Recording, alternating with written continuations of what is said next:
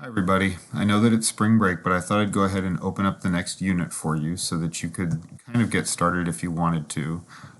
I put the Unit 3 groups into the overview so you can go ahead and get started on your group work. That group work will be due on Thursday.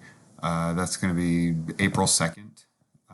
And so keep in mind that that will need to be due. This is spring break, and so there's no expectation that you get started. This week we start to look at polynomials, which is really kind of a base concept that you need to understand in this class. And then as you move up forward through the calculus sequence, you will need to have an understanding of what polynomials are. And we're going to start with just an overview of what is a polynomial. Little things like polynomials are always written in descending degree order. Those are important, and they're important for the people that are reading your work and for the information that they convey. Some of that is things that you won't see until you get to pre-calc and understand better what the degree of a polynomial has as a relationship with the graph and the number of zeros. And there's all kinds of things that come of this that you just won't see until later. Once you finish that, you're going to move on to adding and subtracting polynomials. And the nice thing is that you already know this. This is combining like terms.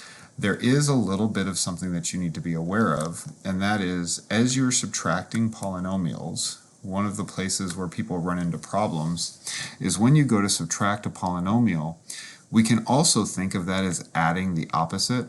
And so the tendency here is to begin by subtracting. So you do 3x squared minus 2x squared and you get x squared. You do 7x minus 3x and you get 4x.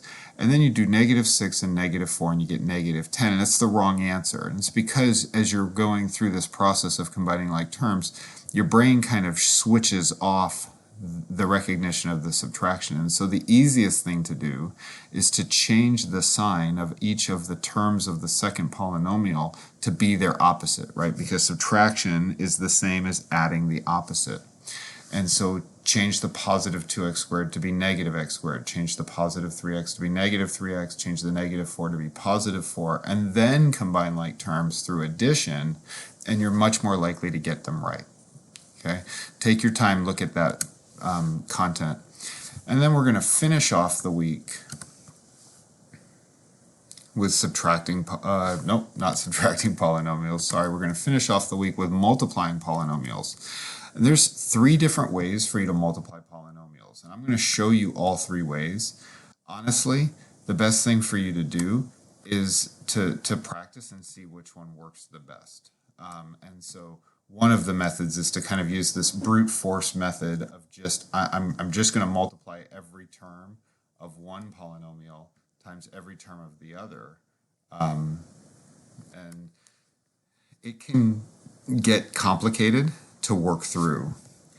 The next method is what I call the vertical method. This is the way that you multiply numbers. And so multiplying this way actually does make intuitive sense because it's the way that you would multiply big numbers, and it can be easier to work your way through polynomials that way. The last method is the box method, and a lot of you kind of learned factoring using the reverse of the box method in high school, and factoring is what we will look at next. So, take a look at all 3 methods, see what works for you, see what makes sense, and then go from there. All right. Enjoy your spring break. I will communicate with you more next week. As far as we're concerned, all the COVID-19 stuff, nothing changes. Everything will stay exactly the same. All right. Have a good week.